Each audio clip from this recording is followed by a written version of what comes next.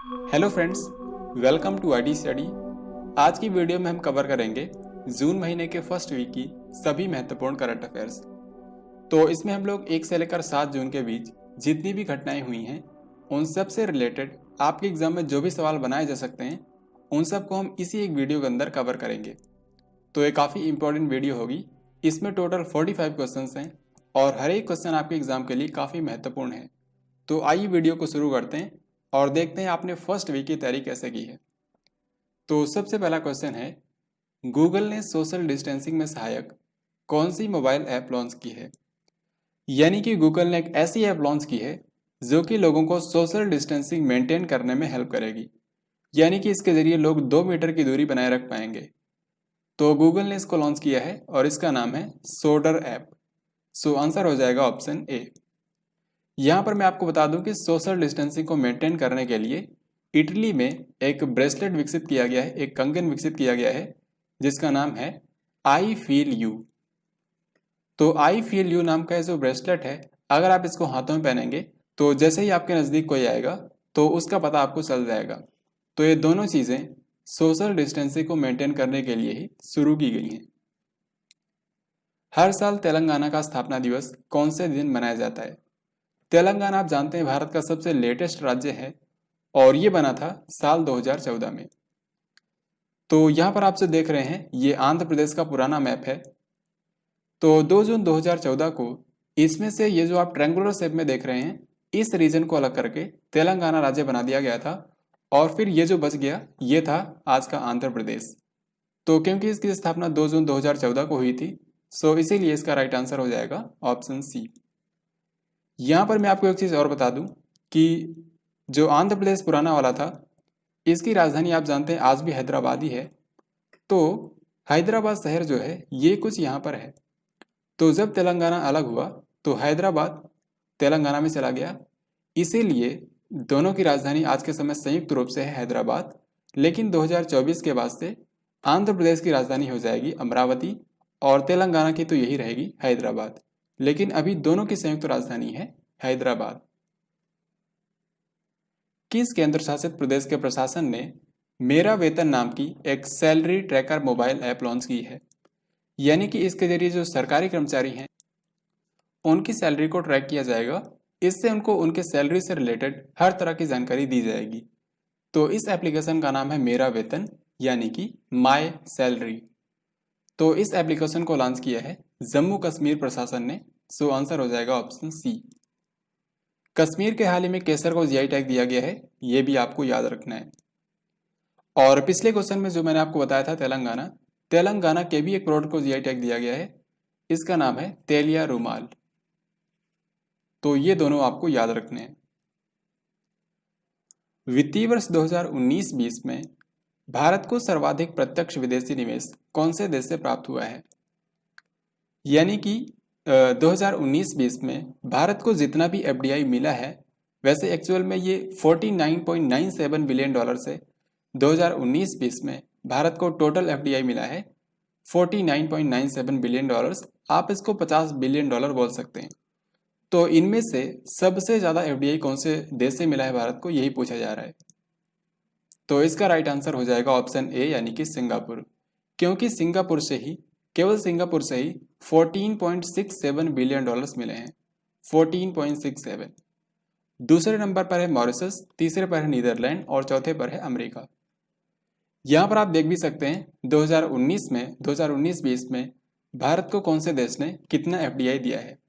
तो इसमें सिंगापुर है नंबर 1, फिर उसके बाद मॉरिशस, फिर नीदरलैंड्स और फिर उसके बाद अमेरिका। हाल ही में गुजरात की सरकार ने कितने करोड़ रुपए के गुजरात आत्मनिर्भर पैकेज की अनाउंसमेंट की है। तो जिस तरीके से आप जानते हैं भारत सरकार ने आत्मनिर्भर भारत अभियान के तहत 20 लाख करोड़ रुपए की अनाउंसमेंट की है, ऐसे ही गुजरात की सरकार ने गुजरात आत्मनिर्भर पैकेज के तहत 14,000 करोड़ रुपए की अनाउंसमेंट की है। तो इसका आंसर हो जाएगा ऑप्शन सी। और गुजरात का जो अहमदाबाद शहर है यहाँ पर होम डिलीवरी के लिए डिजिटल पेमेंट को अनिवार्य कर दिया गया है, ये भी आपको याद रखना है। इनमें से किस राज्य की सरकार ने सभी को इंटरनेट सुविधा से जोड़ने के लिए के फोन परियोजना शुरू की है। यहाँ पर के फोन का मतलब है केरला फाइबर ऑप्टिक नेटवर्क। तो के का मतलब है केरल, सो आंसर हो जाएगा ऑप्शन सी। तो इसके लिए आप जानते हैं जो गरीब लोग हैं वो तो पैसों में इंटरनेट तो लेंगे नहीं, तो उनको फ्री में इंटरनेट दिया जाएगा इसके तहत, और बाकी जो लोग हैं उनको बहुत ही सस्ते रेट पर इंटरनेट दिया जाएगा। तो इसी से लोगों को इंटरनेट सुविधा से जोड़ना है, इसका नाम है के फोन परियोजना। किस अभिनेत्री को एडिडास इंडिया का ब्रांड एम्बेसडर बनाया गया है? एडिडास जो कि एक स्पोर्ट वेयर कंपनी है, इसकी ब्रांड एम्बेसडर बनी है 2017 की मिस वर्ल्ड मानुषी छिल्लर, और ये आप जानते हैं हरियाणा से हैं। तो आंसर होगा ऑप्शन ए। और जो एक स्पोर्ट वेयर कंपनी है पूमा, इसकी ब्रांड एम्बेसडर हैं करीना कपूर। तो ये दोनों आपको याद रखना है, एडिडास की मानुषी छिल्लर और पूमा की करीना कपूर। यूनाइटेड नेशंस की एक संस्था है United Nations association for development and peace, UNADAP। तो इसके लिए goodwill ambassador to the poor किसको अपॉइंट किया गया है, यानी कि गरीबों के लिए सद्भावना राजदूत। तो ये एक 13 साल की बालिका को बनाया गया है, इसका नाम है एम नेत्रा, और ये तमिलनाडु के मदुरई से है। इनमें से किस संस्था या फिर संगठन ने कीटाणु शोधन के लिए अल्ट्रासॉक्स नाम की एक इकाई विकसित की है? ये जो अल्ट्रासॉक्स नाम की इकाई है, इसके जरिए हम कपड़ों को और जो इलेक्ट्रॉनिक्स के सामान हैं या फिर जो पर्सनल प्रोटेक्टिव इक्विपमेंट होता है जिसको PPE बोलते हैं, इन सबको हम कीटाणु रहित कर सकते हैं। तो इस अल्ट्रासॉक्स नाम की यूनिट को बनाया है हमारी DRDO ने, सो आंसर हो जाएगा ऑप्शन बी। DRDO का हेडक्वार्टर है दिल्ली में और इसके अध्यक्ष हैं जी सतीश रेड्डी। यहाँ पर मैं आपको बता दूं कि DRDO ने एक और चीज़ विकसित की है जिसका नाम है UV ब्लास्टर। ये अल्ट्रावायलेट किरणों पर काम करता है, तो इससे हम जो बड़े क्षेत्र हैं उनको सैनिटाइज कर सकते हैं, जैसे कि airports, shopping malls, metro, office etcetera. Corona virus के खिलाफ मिशन फतेह नाम का जागरूकता अभियान कौन से राज्य ने शुरू किया है? और इसमें मिशन फतेह नाम का एक गाना भी रिलीज किया गया है, तो इसको शुरू किया है पंजाब की सरकार ने। हाल ही में केंद्र सरकार ने MSME को नए तरीके से परिभाषित किया है, यानी कि जो हमारे medium, small and medium enterprises हैं, इनकी नई डेफिनेशन बताई गई है, और यही आपको बताना है कि ये कब से लागू होगा। इनकी नई डेफिनेशन लागू होगी 1 जुलाई 2020 से। अब जो आप जानते हैं MSME है, MSME में 3 तरह के उद्योग आते हैं, माइक्रो एंटरप्राइजेस, स्मॉल एंटरप्राइजेस और मीडियम एंटरप्राइजेस। सूक्ष्म उद्योग, लघु उद्योग और मध्यम उद्योग। तो किनको हम सूक्ष्म उद्योग बोलेंगे, किनको हम लघु उद्योग बोलेंगे, किनको हम मध्यम उद्योग बोलेंगे, इनके लिए 2 क्राइटेरिया हैं। एक तो है इन्वेस्टमेंट का क्राइटेरिया यानी कि निवेश, और दूसरा है टर्नओवर यानी कि कंपनी का साल का कारोबार कितना है। तो इसमें आपको सिर्फ एक चीज याद रखनी है, इन्वेस्टमेंट, और दूसरा आप इजिली बता लेंगे। तो हम सूक्ष्म उद्योग उनको बोलेंगे जिनमें इन्वेस्टमेंट 1 करोड़ रुपए तक है। ऐसे ही हम लघु उद्योग उनको बोलेंगे जिनमें इन्वेस्टमेंट 10 करोड़ रुपए तक है। और मध्यम उद्योग हम उनको बोलेंगे जिनमें इन्वेस्टमेंट 50 करोड़ रुपए तक है। तो बस आपको सिर्फ इतनी बात याद रखनी है, 1, 10 और 50। अगर आप इतना याद करते हैं तो आपको सारी बातें याद आ जाएंगी। जैसे कि अब जो टर्नओवर का क्राइटेरिया है, उसके लिए आपको इनमें सिर्फ 5 से मल्टीप्लाई करना है, यानी कि अगर किसी कंपनी का इन्वेस्टमेंट 1 करोड़ रुपए तक है और टर्नओवर 5 करोड़ रुपए तक है, तो हम उसको बोलेंगे सूक्ष्म उद्योग। ऐसे ही जिन एंटरप्राइजेस में 10 करोड़ रुपए तक उनका इन्वेस्टमेंट है और 50 करोड़ रुपए तक टर्नओवर है, तो उनको बोलेंगे हम लघु उद्योग। और जिन एंटरप्राइजेस का इन्वेस्टमेंट 50 करोड़ रुपए तक है और इसका 5 गुना यानी कि 250 करोड़ रुपए तक टर्नओवर है साल का, तो उनको हम बोलेंगे मध्यम उद्योग। तो ये है नई डेफिनेशन जो आपको आसानी से याद रहेगी। बस आपको यही याद रखना है, 1, 10 और 50, फिर आप आसानी से सब कुछ बता लेंगे। तो ये जो नई डेफिनेशन है ये 1 जुलाई 2020 से लागू हो जाएगी। आपको कमेंट बॉक्स में लिखकर बताना है कि भारत के MSME मंत्री कौन है। हाल ही में किस राज्य की सरकार ने सभी गांव में स्वास्थ्य मित्र तैनात करने की योजना बनाई है? तो इसका आंसर होगा ऑप्शन सी यानी कि राजस्थान। तो राजस्थान के हर एक गांव में स्वास्थ्य मित्र तैनात किए जाएंगे और ये 2 तैनात किए जाएंगे, एक महिला को अपॉइंट किया जाएगा और एक पुरुष को। यहाँ पर आपको कंफ्यूजन ना हो इसलिए मैं आपको बता दूं कि उत्तर प्रदेश की सरकार ने ये कहा है कि उत्तर प्रदेश में जितने भी प्राइमरी हेल्थ सेंटर्स हैं, हर एक प्राइमरी हेल्थ सेंटर में एक आरोग्य मित्र को तैनात किया जाएगा। एक आरोग्य मित्र को तैनात किया जाएगा उत्तर प्रदेश के हर एक प्राइमरी हेल्थ सेंटर में। और राजस्थान ने कहा है कि सभी गांव में 2 स्वास्थ्य मित्र तैनात किए जाएंगे, एक महिला को और एक पुरुष को। हाल ही में भारत और ऑस्ट्रेलिया के बीच पहली बार वर्चुअल शिखर सम्मेलन का आयोजन किया गया, यानी कि वीडियो कॉन्फ्रेंसिंग के जरिए ये सम्मेलन हुआ। तो इस दौरान भारत और ऑस्ट्रेलिया के बीच कुल कितने समझौतों पर हस्ताक्षर किए गए? तो सबसे पहले मैं आपको बता दूं कि इसमें दोनों देशों के प्रधानमंत्रियों ने पार्टिसिपेट किया था, भारत के नरेंद्र मोदी जी और ऑस्ट्रेलिया के स्कॉट मॉरिसन। वैसे स्कॉट मॉरिसन इस साल भारत आने वाले थे, लेकिन कोरोना वायरस के चलते ये सम्मेलन वर्चुअली आयोजित किया गया। तो इस दौरान भारत और ऑस्ट्रेलिया के बीच कुल 7 समझौतों पर हस्ताक्षर किए गए। सो आंसर हो जाएगा ऑप्शन बी। विश्व पर्यावरण दिवस 2020 की थीम क्या है? World environment day. ये आप जानते हैं हर साल 5 जून को मनाया जाता है, और इस बार इसकी थीम है बायोडाइवर्सिटी, वेरी वेरी इंपॉर्टेंट, यानी कि जैविक विविधता। अब यहाँ पर मैं आपको बताता हूँ कि इस वीक में कौन कौन से डेज मनाए गए हैं, और अगर इनकी थीम इंपॉर्टेंट है तो वो भी मैं आपको बताता हूँ। सबसे पहले 1 जून को मनाया गया विश्व दुग्ध दिवस, यानी कि वर्ल्ड मिल्क डे। और आप जानते हैं जो वर्ल्ड मिल्क डे है ये सबसे पहली बार मनाया गया था साल 2001 में। तो क्योंकि इसकी इस साल 20वीं वर्षगांठ थी, इसीलिए इस बार की थीम है 20th anniversary of world milk day. 20th anniversary of world milk day. फिर इसके बाद 3 जून को मनाया गया विश्व साइकिल दिवस, वर्ल्ड बाइसिकल डे। आप जानते हैं जो वर्ल्ड साइकिल डे है ये पिछले के पिछले साल यानी कि 2018 में पहली बार मनाया गया था, और तब से अब तक ये कई बार एग्जाम में पूछा भी जा चुका है। तो 3 जून को मनाया गया है विश्व साइकिल दिवस। फिर इसके बाद जैसा कि मैंने आपको बताया 5 जून को मनाया गया विश्व पर्यावरण दिवस। इसकी इस बार थीम है बायोडाइवर्सिटी। और इसमें मैं आपको एक चीज़ और बताता हूँ, ये जो विश्व पर्यावरण दिवस होता है इसका हर साल एक मेज़बान देश भी होता है, और इस बार इसका मेज़बान देश है कोलंबिया।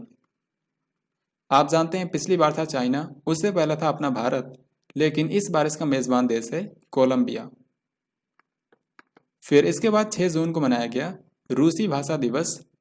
आप जानते हैं जो यूनाइटेड नेशन है, यूनाइटेड नेशन की 6 आधिकारिक भाषाएं हैं, 6 ऑफिशियल लैंग्वेज हैं, फ्रांसीसी, चीनी, अंग्रेजी, स्पेनिश, रूसी और अरबी भाषा। तो इन सभी के लिए डेडिकेटेड डेज हैं।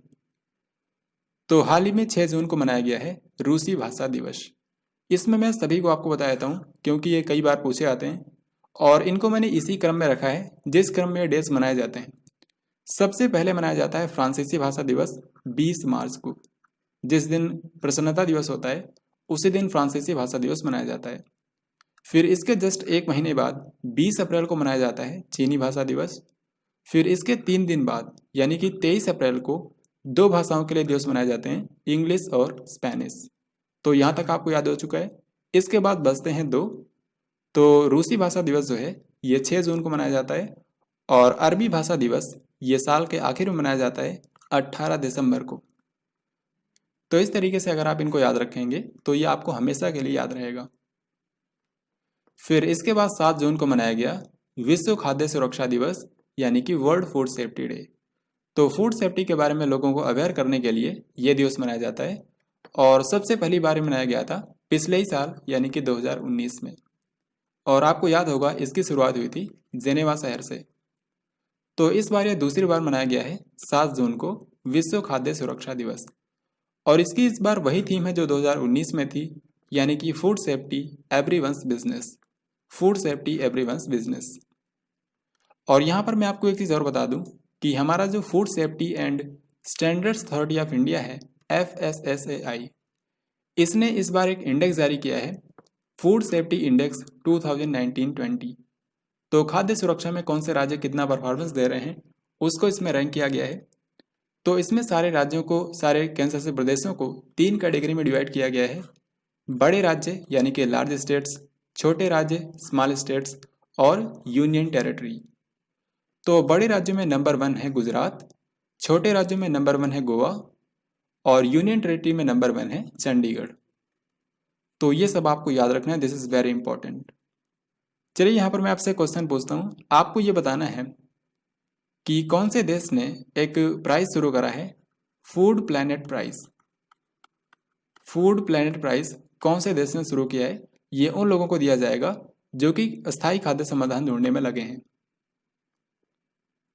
हाल ही में भारत के किस एनजीओ को WHO द्वारा विश्व तंबाकू निषेध दिवस पुरस्कार 2020 प्रदान किया गया? तो विश्व तंबाकू निषेध दिवस यानी कि वर्ल्ड नो टोबैको डे ये हर साल 31 मई को मनाया जाता है। तो इस दिन जो WHO है ये उन संस्थानों को सम्मानित करता है जिन्होंने दुनिया में तंबाकू पर बैन लगाने के लिए प्रयास किए हैं। तो इस साल भारत के जिस एनजीओ को यह पुरस्कार मिला है इसका नाम है सीड्स, क्योंकि इन्होंने भारत में तंबाकू पर बैन लगाने के लिए काफ़ी प्रयास किए हैं। इसमें सीड्स का मतलब है socio economic and educational development society, और ये दिल्ली का एक एनजीओ है, तो इसी को यह सम्मान दिया गया है। हाल ही में ग्लोबल वैक्सीन समिट 2020 का आयोजन किया गया, इसका भी आयोजन वर्चुअली किया गया है। तो इसकी मेजबानी कौन से देश ने की है? ग्लोबल वैक्सीन समिट 2020 इसकी मेजबानी की है ब्रिटेन ने, और इसमें भारत से पार्टिसिपेट किया था देश के प्रधानमंत्री नरेंद्र मोदी जी ने। और यहाँ पर आपको ये भी याद रखना है कि इसके लिए जो अंतर्राष्ट्रीय संस्था है global alliance for vaccines and immunisation, इसको शॉर्ट में बोलते हैं गैवी। तो इसको भारत सरकार ने $15 मिलियन देने की बात कही है, यानी कि अंतर्राष्ट्रीय वैक्सीन के निर्माण में सहयोग देने के लिए भारत देगा $15 मिलियन। इनमें से किसने मेरा जीवन मेरा योग नाम से एक वीडियो ब्लॉगिंग प्रतियोगिता शुरू की है? आप जानते हैं कि हर साल 21 जून को मनाया जाता है अंतर्राष्ट्रीय योग दिवस। तो अब क्योंकि इस साल 6ठा संस्करण है और इसका इस बार मेन इवेंट होगा लेह में, तो इसमें ज़्यादा से ज़्यादा लोग पार्टिसिपेट करें, इसी के लिए देश के प्रधानमंत्री नरेंद्र मोदी जी ने शुरू किया है एक वीडियो ब्लॉगिंग प्रतियोगिता जिसका नाम है मेरा जीवन मेरा योग।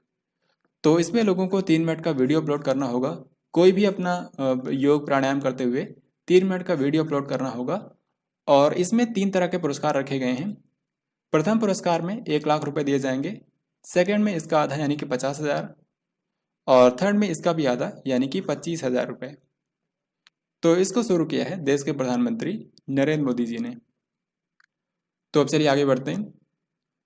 हाल ही में स्टार्टअप ब्लिंक ने स्टार्टअप इकोसिस्टम रैंकिंग 2020 जारी की है, यानी कि दुनिया के जो स्टार्टअप शहर हैं वहाँ पर स्टार्टअप ओपन करने के लिए इकोसिस्टम कितना बेहतर है, इस हिसाब से रैंकिंग जारी की गई है। और इसमें दुनिया के 100 देशों के 1000 शहरों को रैंक किया गया है। तो इन 100 देशों में से भारत का कौन सा स्थान है ये पूछा जा रहा है। तो इन 100 देशों में से भारत का स्थान है 23rd। इसमें नंबर 1 कंट्री है अमेरिका। अब यहाँ पर आपको ये भी याद रखना है कि दुनिया के जो 1000 शहरों को इसमें रैंक किया गया है, तो इसमें जो टॉप 100 शहर हैं, जो टॉप 100 स्टार्टअप सिटीज़ हैं, इनमें से भारत के केवल 4 शहर शामिल हैं। टॉप 100 में केवल 4 शहर हैं, और इसमें सबसे पहले आता है बेंगलुरु जिसकी रैंक है 14। इसके जस्ट बाद है नई दिल्ली जिसकी रैंक है 15। फिर उसके बाद है मुंबई 22nd, और हैदराबाद की रैंक है 96। तो दुनिया की टॉप 100 स्टार्टअप सिटीज़ में से भारत के 4 शहर शामिल हैं, और इसमें अगर नंबर 1 शहर पूछा जाए तो ये है अमेरिका का सैन फ्रांसिस्को। तो इतना आपको इसके बारे में याद रखना है। मैं एक बार फिर से आपको बताता हूँ, स्टार्टअप ब्लिंक ने हाल ही में जारी किया है स्टार्टअप इकोसिस्टम रैंकिंग 2020। इसमें 100 देशों के 1000 शहरों को रैंक किया गया है। अगर आपसे कंट्रीज़ में पूछा जाए तो कंट्रीज़ में नंबर 1 है अमेरिका, और शहरों में नंबर 1 है सैन फ्रांसिस्को। अब अगर आपसे भारत की बात पूछी जाए तो देशों में भारत की रैंक है 23rd, और शहरों में टॉप 100 में भारत के 4 शहर शामिल हैं, वो मैंने आपको बताए हैं। इसमें से सबसे पहले आता है बेंगलुरु जिसकी रैंक है 14। हाल ही में देश के पूर्व केंद्रीय मंत्री फुनसुक नामग्याल की डेथ हो गई, और इनकी डेथ हुई है कोरोना वायरस के कारण। तो आपको बताना है कि ये कौन सी राजनीतिक पार्टी से थे। ये लद्दाख से 3 बार सांसद रह चुके थे, लोकसभा सांसद थे 3 बार। तो इनकी पार्टी थी कांग्रेस। सो आंसर हो जाएगा ऑप्शन बी। भारत का पहला राष्ट्रीय एआई पोर्टल किसके द्वारा लॉन्च किया गया? National AI portal. ये जो पोर्टल है ये भारत में आर्टिफिशियल इंटेलिजेंस के विकास के लिए सिंगल डिजिटल प्लेटफॉर्म के रूप में काम करेगा। तो इसको लॉन्च किया है भारत के संचार मंत्री और इलेक्ट्रॉनिक्स और आईटी मंत्री रविशंकर प्रसाद ने। सो आंसर हो जाएगा ऑप्शन डी। युवाओं के लिए रेस्पॉन्सिबल एआई फॉर यूथ नाम का राष्ट्रीय कार्यक्रम किसके द्वारा शुरू किया गया? युवाओं के लिए शुरू किया गया है रेस्पॉन्सिबल एआई फॉर यूथ। ये जो नेशनल प्रोग्राम शुरू किया गया है ये भारत में जो युवा हैं उनको आर्टिफिशियल इंटेलिजेंस तकनीकी में सक्षम बनाएगा। तो इसको भी इन्होंने ही शुरू किया है, रविशंकर प्रसाद। और यहाँ पर एआई की बात हुई है तो मैं आपको बता दूं कि भारत में पहली बार आर्टिफिशियल इंटेलिजेंस पर एक सम्मेलन आयोजित किया जाएगा जिसका नाम है रेस 2020 और इसका आयोजन किया जाएगा नई दिल्ली में। इसका फुल फॉर्म भी है, ये आप कमेंट बॉक्स में लिखकर बता सकते हैं। इसमें शुरू के RAI का मतलब है रेस्पॉन्सिबल एआई। अब आगे के आपको बताना है SE का मतलब क्या है।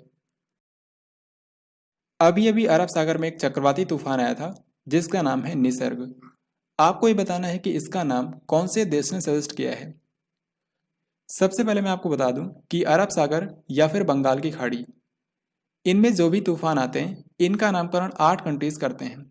ये 8 कंट्रीज कौन कौन से हैं इसको याद रखना बहुत ही आसान मैंने बना दिया है। IBPS Tom, IBPS Tom. Tom में आपको MM 2 बार लिखना है क्योंकि 8 कंट्रीज है ना, तो यहाँ पर आपको M 2 बार लिखना होगा। तो इसका मतलब है India, Bangladesh, Pakistan, Sri Lanka, Thailand, Oman, Myanmar और मालदीव। फिर से बताता हूँ, India, Bangladesh, Pakistan, Sri Lanka, Thailand, Oman, Myanmar और मालदीव। तो ये वो हैं 8 कंट्रीज जो कि उन तूफानों का नामकरण करते हैं जो कि अरब सागर या फिर बंगाल की खाड़ी में आते हैं। तो अभी अभी 2 साइक्लोन आए थे, एक आया था अरब सागर में और एक आया था बंगाल की खाड़ी में। अरब सागर में तो यही आया था निसर्ग और इसने भारत के महाराष्ट्र को प्रभावित किया है और इसका नाम सुझाया है बांग्लादेश ने। तो इस क्वेश्चन का आंसर हो जाएगा बांग्लादेश।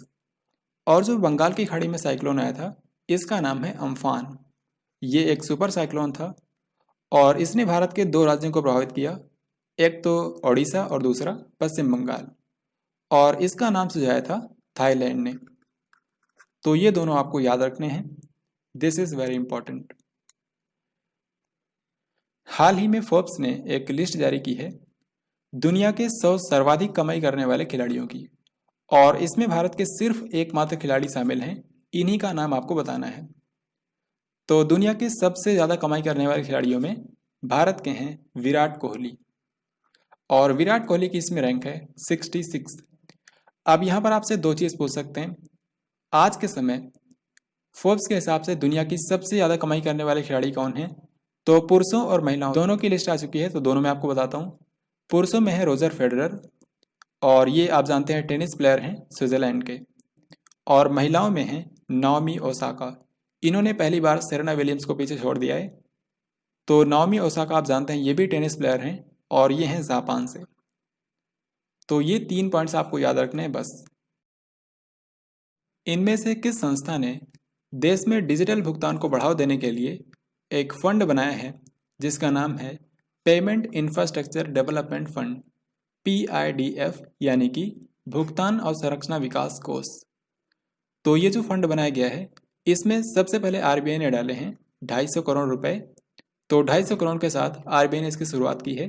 सो आंसर हो जाएगा ऑप्शन बी। आगे बढ़ने से पहले यहाँ पर आप देख सकते हैं RBI की इस समय की मॉनेटरी पॉलिसी की रेट्स ये आपको याद रखनी है। इस समय रेपो रेट है 4% और ये बिल्कुल अपडेटेड है जून के फर्स्ट वीक तक, तो ये आप याद रख सकते हैं।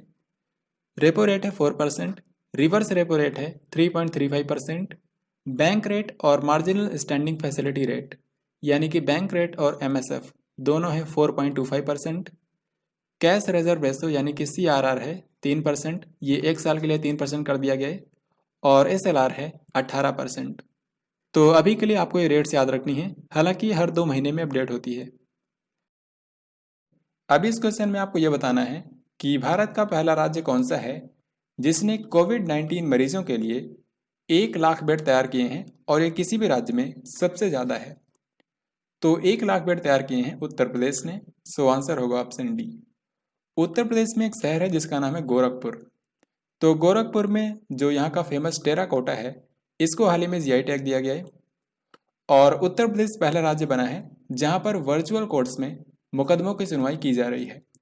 और उत्तर प्रदेश ही पहला राज्य है जहाँ पर पोल टेस्टिंग भी की जा रही है, यानी कि पोल टेस्टिंग को अपनाने वाला पहला राज्य बना है उत्तर प्रदेश। यहाँ के मुख्यमंत्री हैं योगी आदित्यनाथ और यहाँ की राज्यपाल हैं आनंदीबेन पटेल। भारतीय रिजर्व बैंक यानी कि आरबीआई ने सिटी बैंक पर कितने करोड़ रुपए का जुर्माना लगाया है? तो इसका राइट आंसर होगा ऑप्शन बी, यानी कि 4 करोड़। और ये जुर्माना इस पर लगाया गया है क्योंकि इसने करंट अकाउंट खोलते समय नियमों का पालन नहीं किया।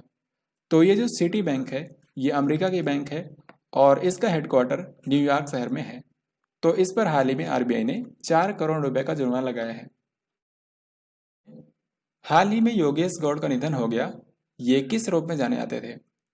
तो योगेश गौड़ भारत के एक बहुत ही मशहूर गीतकार थे। सो आंसर हो जाएगा ऑप्शन बी।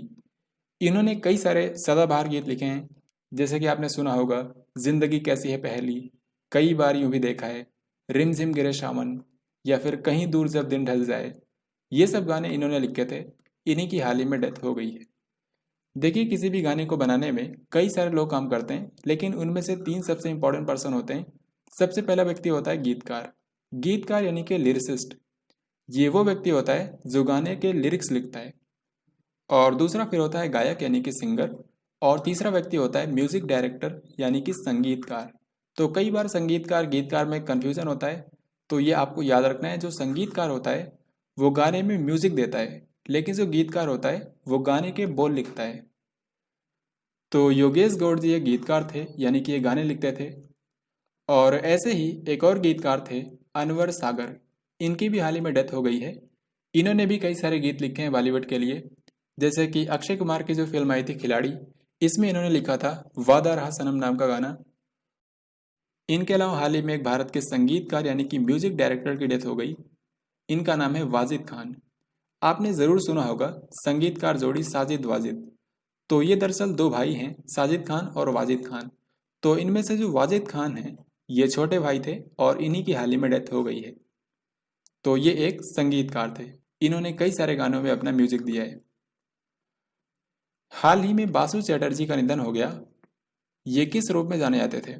बासु चटर्जी तो ये फिल्में बनाते थे, यानी कि एक फिल्मकार थे, फिल्म डायरेक्टर थे। सो आंसर होगा ऑप्शन सी। तो इन्होंने कई सारी फिल्में बनाई हैं, जैसे कि रजनीगंधा, मंजिल, बातों बातों में, स्वामी, ऐसी कई सारी फिल्में इन्होंने बनाई हैं। फिल्मों के अलावा इन्होंने दूरदर्शन के लिए कई सारे लोकप्रिय टीवी सीरीज भी बनाई थी। उनमें से एक तो काफ़ी फेमस है ब्योमकेश बक्सी। ये आपने ज़रूर सुना होगा। ब्योमकेश बक्सी नाम की जो टीवी सीरीज थी, इसको भी इन्होंने ही बनाया था। इनकी हाल ही में डेथ हो गई है। इनमें से किस कंपनी ने कोलैब नाम की एक short video creating app launch की है? जिस तरीके से टिकटॉक है, ऐसे ही कोलैब नाम की एप्लीकेशन लॉन्च की है फेसबुक ने। सो आंसर होगा ऑप्शन बी। फेसबुक ने हाल ही में एक और एप्लीकेशन लॉन्च किया है जिसका नाम है कैचअप। ये जो कैचअप एप्लीकेशन है ये एक कॉलिंग एप्लीकेशन है और इस पर एक समय में 8 लोग ऐड हो सकते हैं ग्रुप कॉलिंग में। ये दोनों आपको याद रखनी है, कैचअप और कोलैब। मई 2020 में टिकटॉक के नए मुख्य कार्यकारी अधिकारी यानी कि सीईओ कौन बने हैं? तो चाइना की जो टिकटॉक है इसके नए सीईओ बने हैं केविन मेयर। और कुछ समय पहले एक एग्जाम में क्वेश्चन पूछा गया था कि जो टिकटॉक है इसकी पेरेंट कंपनी कौन सी है? तो इसकी पेरेंट कंपनी का नाम याद रखिए, बाइट डांस।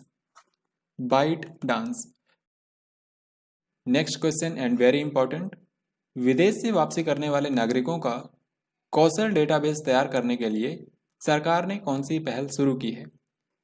तो भारत के जो नागरिक वापस आ रहे हैं भारत में, आप जानते हैं इसके लिए वंदे भारत मिशन शुरू किया गया है। तो इनका कौशल डेटाबेस तैयार किया जाएगा और फिर इसके जरिए इनको चाहे भारत में हो या फिर विदेशी कंपनियों में प्लेसमेंट के लिए अवसर दिया जाएगा। लेकिन इन सबके पहले इनका कौशल डेटाबेस तैयार करना होगा।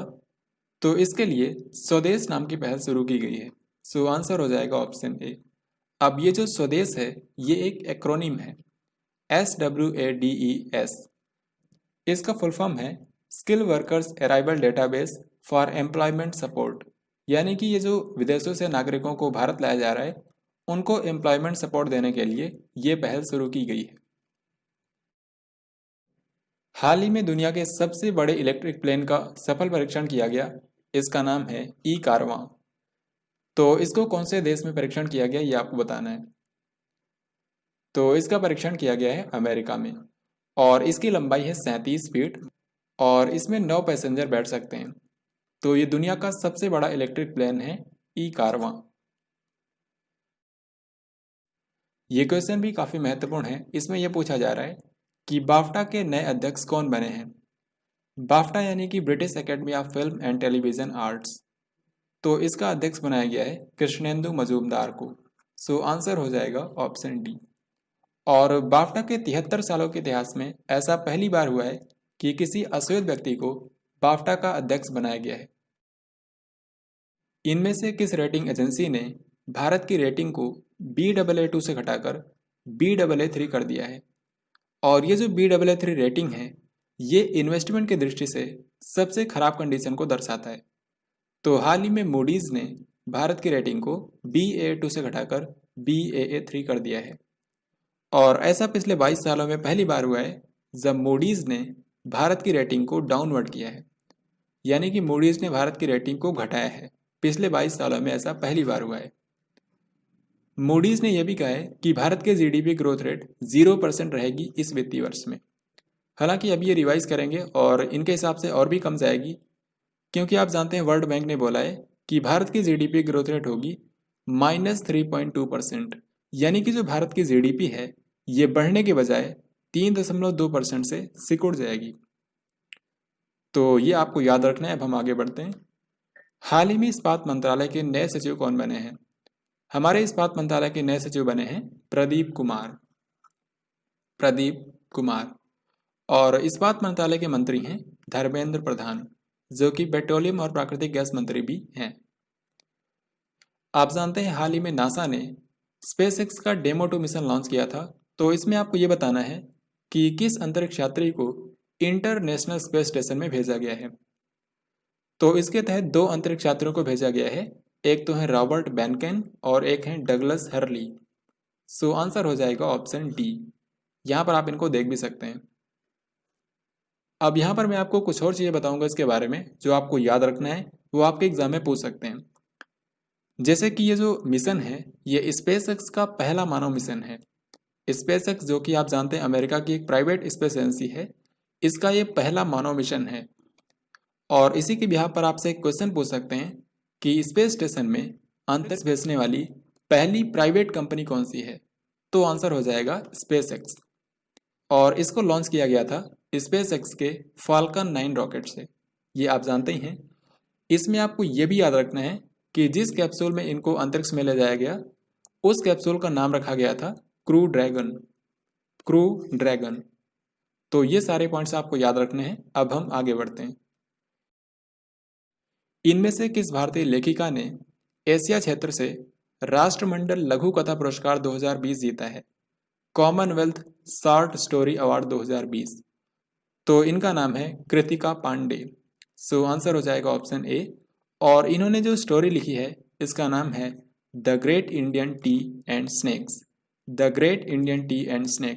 और इसी के लिए इनको एशिया क्षेत्र से राष्ट्रमंडल लघु कथा पुरस्कार 2020 दिया गया है। 2020-21 यानी कि जो वित्तीय वर्ष अभी चल रहा है इसके लिए भारतीय उद्योग परिसंघ, इसका अध्यक्ष किसको बनाया गया है, कन्फेडरेशन ऑफ इंडियन इंडस्ट्री।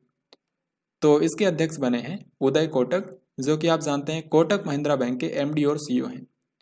तो कोटक महिंद्रा बैंक के जो एमडी और सीईओ हैं उदय कोटक, इनको सीआईआई का अध्यक्ष बना दिया गया है 2020-21 के लिए। This question is very important. और आपको ये कमेंट बॉक्स में लिखकर बताना है कि जो नेस्कॉम है, नेस्कॉम के अध्यक्ष कौन बने हैं 2020-21 के लिए। नेशनल फर्टिलाइजर्स लिमिटेड ये भारत में जैविक और रासायनिक उर्वरक बनाती है। तो इसके अध्यक्ष और प्रबंध निदेशक यानी कि चेयरमैन और मैनेजिंग डायरेक्टर कौन बने हैं, जिनको शॉर्ट में बोलते हैं सीएमडी। तो नेशनल फर्टिलाइजर्स लिमिटेड के सीएमडी बने हैं वीरेंद्र नाथ दत्त। इनमें से किस राज्य के पुलिस विभाग द्वारा स्पंदन अभियान शुरू किया गया है? स्पंदन अभियान। तो इसको बेसिकली कोविड-19 के दौरान जो पुलिस विभाग के कर्मचारी हैं उनको डिप्रेशन से मुक्त रखने के लिए शुरू किया गया है। और इसी राज्य की पुलिस ने रक्षा सर्व नाम की एक ऐप भी लॉन्च की है। तो यहाँ पर बात हो रही है छत्तीसगढ़ की। और आप जानते हैं छत्तीसगढ़ की सरकार ने पढ़ाई तुहर दुआर नाम का एक ई लर्निंग पोर्टल भी शुरू किया है। और अब ये भी छत्तीसगढ़ की सरकार ने जो लाख की खेती होती है इसको कृषि का दर्जा दे दिया है। तो इन सब कारणों से छत्तीसगढ़ न्यूज़ में है। हाल ही में खेलो इंडिया ई पाठशाला का शुभारंभ किया गया। इसमें कितने खेलों को शामिल किया गया है? ये जो खेलो इंडिया ई पाठशाला है इसके नाम से आप समझ गए होंगे कि इसमें हमारे खिलाड़ियों को डिजिटल माध्यम से टीचिंग दी जाएगी। तो इससे बेसिकली जो दूर दराज के इलाकों में खिलाड़ी रहते हैं उनको इसके जरिए टीचिंग दी जाएगी। तो अभी के लिए इसमें 21 खेलों को शामिल किया गया है। सो आंसर हो जाएगा ऑप्शन सी। विश्व पर्यावरण दिवस जो कि हर साल 5 जून को मनाया जाता है। तो इस साल के विश्व पर्यावरण दिवस के अवसर पर शहरी वन योजना का शुभारंभ किया गया। ये जो योजना है इसको किसने शुरू किया है? इसको शुरू किया है हमारे पर्यावरण मंत्री ने, यानी कि प्रकाश जावड़ेकर। अब ये जो शहरी वन योजना है अर्बन फॉरेस्ट स्कीम, इसके नाम से ही आप समझ सकते हैं कि इसके तहत शहरों में वन लगाए जाएंगे। तो बेसिकली इसमें अगले 5 सालों में 200 नगर वन बनाए जाने हैं, 200 नगर वन विकसित किए जाने हैं, यानी कि 200 नगरों का चुनाव किया जाएगा और उसमें वन लगाए जाएंगे अगले 5 सालों में। इसके अलावा इस साल के पर्यावरण दिवस के अवसर पर ही इनमें से किस राज्य में थैंक्स मॉम नाम से एक वृक्षारोपण अभियान शुरू किया गया? तो ये एक वृक्षारोपण अभियान है थैंक्स मॉम। इसको शुरू किया गया था मध्य प्रदेश में। इसके तहत मध्य प्रदेश के कर्मचारियों द्वारा उनकी माताजी के नाम पर पौधे लगाए गए हैं और उन पौधों की देखरेख भी उनको अपनी माताजी के जैसे ही करना होगा। चलिए यहाँ पर मैं आपसे क्वेश्चन पूछता हूँ। आपको ये बताना है कि प्यार का पौधा नाम का कैंपेन कौन से राज्य में शुरू किया गया है? प्यार का पौधा कैंपेन। इस बार के विश्व पर्यावरण दिवस के अवसर पर आई कमिट नाम की पहल किसने शुरू की है? तो अभी मैंने आपको जो पिछले 3 क्वेश्चन बताए, ये जो इनिशिएटिव हैं ये विश्व पर्यावरण दिवस के अवसर पर इस बार के शुरू किए गए हैं। तो ये जो आई कमिट नाम की पहल है इसको भारत में एनर्जी इफिशियंसी और रिन्यूएबल एनर्जी को बढ़ावा देने के लिए शुरू किया गया है।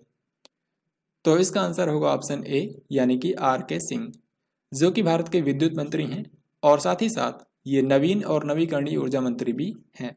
तो इन्होंने इसको शुरू किया है और ये एनर्जी इफिशियंसी सर्विसेज लिमिटेड की एक पहल है। इसको भी आपको याद रखना है। और अभी अभी हमारे विद्युत मंत्रालय ने देश में इलेक्ट्रिसिटी की रियल टाइम में बिक्री और खरीद के लिए एक प्लेटफॉर्म तैयार किया है जिसका नाम है रियल टाइम इलेक्ट्रिसिटी मार्केट, यानी कि RTM, real time electricity market. और इसकी निगरानी करेगा EESL, जो मैंने आपको अभी बताया था, energy efficiency services limited, energy efficiency services limited. तो इस प्लेटफॉर्म पर क्या होगा ये आप समझ सकते हैं। इस पर जो विद्युत उत्पादन कंपनियां हैं, जो बिजली उत्पादन कंपनियां हैं, वो रियल टाइम में इलेक्ट्रिसिटी बेच पाएंगी और जो विद्युत वितरण कंपनियां हैं वो रियल टाइम में इलेक्ट्रिसिटी खरीद पाएंगी। तो इसके लिए क्या होगा, इस प्लेटफॉर्म पर हर 30 मिनट में बिजली की नीलामी की जाएगी। तो जिसको खरीदना होगा वो खरीदेगा और जिसको बेचना होगा वो बेच पाएगा रियल टाइम में। तो इसी के लिए शुरू किया गया है रियल टाइम इलेक्ट्रिसिटी मार्केट, यानी कि RTM, और इसकी निगरानी करेगा EESL। ये क्वेश्चन काफ़ी महत्वपूर्ण है। इसमें यह पूछा जा रहा है कि केंद्र सरकार ने स्ट्रीट वेंडर्स के लिए कौन सी ऋण योजना शुरू की है? तो इस योजना का नाम है PM स्वनिधि, PM स्वनिधि योजना। इसको मैं इंग्लिश में भी लिखता हूँ क्योंकि इसका फुल फॉर्म भी है PMSVANIDHI। तो इसका फुल फॉर्म है प्रधानमंत्री स्ट्रीट वेंडर्स आत्मनिर्भर निधि। फिर से बताता हूँ, प्रधानमंत्री स्ट्रीट वेंडर्स आत्मनिर्भर निधि। अब ये PM स्वनिधि योजना क्या है?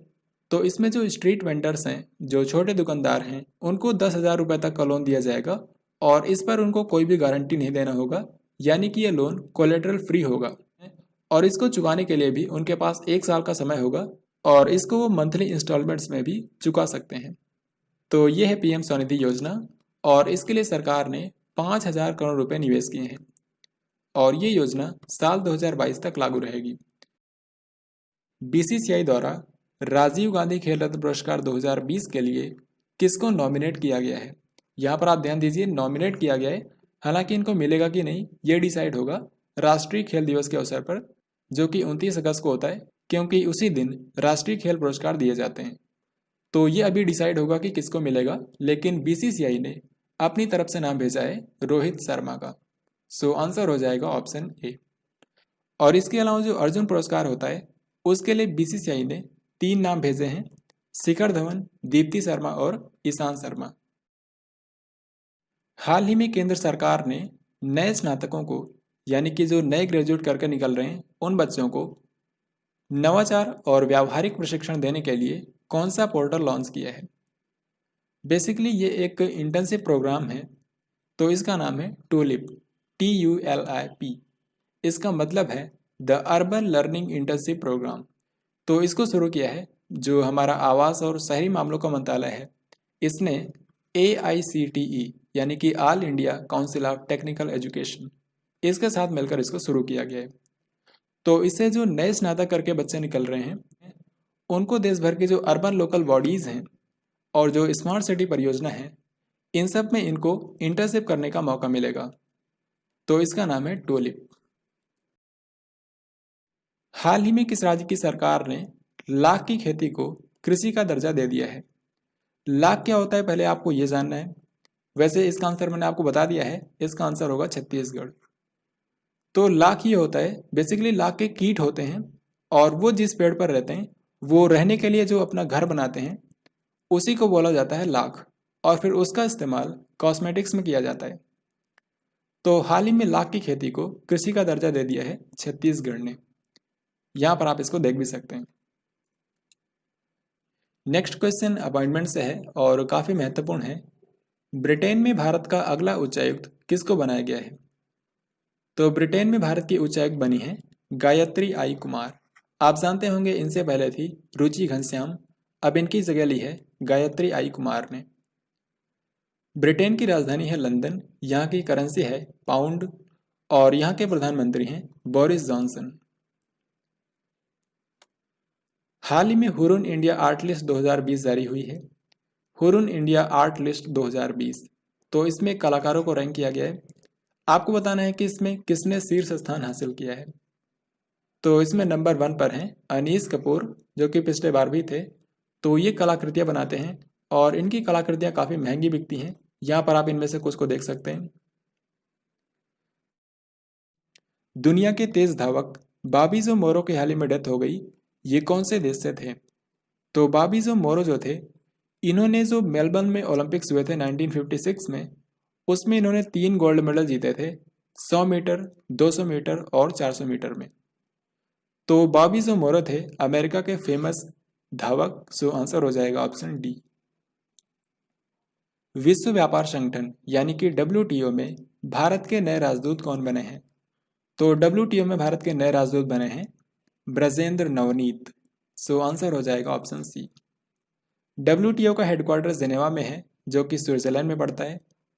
और इसके जो महानिदेशक हैं, डायरेक्टर जनरल, इनका नाम है रोबर्टो अजेवेडो। लेकिन ये इसी साल 31 अगस्त को रिटायर हो जाएंगे। बेसिकली इन्होंने इस्तीफा दे दिया है, तो ये 31 अगस्त को अपना पद छोड़ देंगे, उसके बाद कोई और बनेगा। लेकिन 31 अगस्त तक ये रहेंगे रोबर्टो अजेवेडो, और ये ब्राज़ील से हैं। तो ये था आज का लास्ट क्वेश्चन। इसके बाद मैं आपसे 2 सवाल पूछूंगा जो कि इसी वीडियो पर बेस्ड होगा, तो उनके राइट आंसर आपको कमेंट बॉक्स में लिखने हैं। लेकिन उससे पहले मैं आपको एक रैंकिंग के बारे में बताता हूँ जो कि आपके एग्जाम में आ सकता है। ये है एशिया यूनिवर्सिटी रैंकिंग 2020। तो एशिया में जो भी यूनिवर्सिटीज़ हैं उनको इसमें रैंक किया गया है। इसको जारी किया है टाइम्स हायर एजुकेशन ने। इसके बारे में आपको 3 इंपॉर्टेंट पॉइंट याद रखने हैं बस। सबसे पहली चीज़ ये कि इसमें नंबर 1 पर है सिनहुआ यूनिवर्सिटी, जो कि चाइना में है, यानी कि पूरे एशिया की सबसे बेस्ट यूनिवर्सिटी है सिनहुआ यूनिवर्सिटी, जो कि चाइना में है। इसके अलावा अगर आपसे ये पूछें कि भारत का शीर्ष संस्थान कौन सा है, तो आंसर होगा Indian institute of science Bengaluru, जिसकी रैंक है 36। और अगर आपसे ये पूछें कि भारत का सबसे बेस्ट IIT संस्थान कौन सा है, तो आंसर होगा IIT रोपड़, जो कि 47 प्लेस पर है। और ये जो मैंने यहाँ पर 8 नाम लिखे हैं, ये भारत के 8 संस्थान हैं जो कि इस लिस्ट में टॉप 100 में शामिल हो पाए हैं। और इसमें से भी आप देख सकते हैं कि इसमें 6 IIT संस्थान हैं। तो अब मैं आपसे पूछता हूँ 2 सवाल, जिनके राइट आंसर आपको कमेंट बॉक्स में लिखकर बताने हैं। आप जानते हैं हाल ही में ग्लोबल वैक्सीन समिट 2020 का आयोजन किया गया, तो इसमें भारत से किसने पार्टिसिपेट किया है? और इसके बाद दूसरा क्वेश्चन है, मानुषी छिल्लर को इनमें से किस स्पोर्ट वियर ब्रांड का ब्रांड एम्बेसडर बनाया गया है? तो यहाँ पर 4 नाम लिखे हैं, इन्हीं में से आपको राइट आंसर बताना है। और अगर आपने इस वीडियो को ध्यान से देखा होगा तो आप डेफिनेटली इन दोनों क्वेश्चन का राइट आंसर कर पाएंगे। तो यह था आज का कंप्लीट वीडियो, जिसमें हमने जून के फर्स्ट वीक से सभी महत्वपूर्ण करंट अफेयर्स को कवर कर लिया है। अब अगर आपके एग्जाम में जून की फर्स्ट वीक से कोई भी क्वेश्चन आएगा तो आप उसका आंसर बहुत ही आसानी से कर पाएंगे। तो इसके बाद मैं ऐसे ही सेकेंड, थर्ड और लास्ट वीक की वीडियो भी लेकर आऊँगा, और मई की मंथली वीडियो भी बची है तो उसको भी मैं जल्दी लेकर आऊँगा। अगर आपको ये वीडियो पसंद आया है तो इसको लाइक और शेयर ज़रूर करें, और कमेंट बॉक्स में आपको लिखकर ज़रूर बताना है कि आपको ये वीडियो कैसा लगा। Thanks for watching this video.